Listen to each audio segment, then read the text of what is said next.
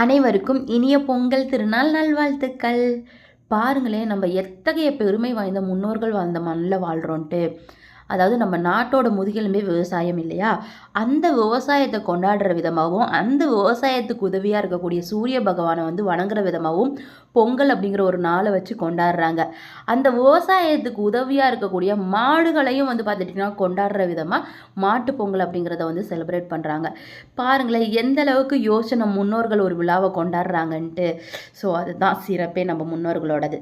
So பொங்கலுக்கு வந்து பார்த்துட்டிங்கன்னா இந்த கோலம் தான் போட்டிருந்தேன். எப்படி இருக்குன்னு மறக்காமல் கமெண்ட் பண்ணுங்கள். கொஞ்சம் கஷ்டப்பட்டு ஏதோ சிம்பிளாக என்னால் முடிஞ்ச அளவுக்கு கோலம் போட்டாச்சு.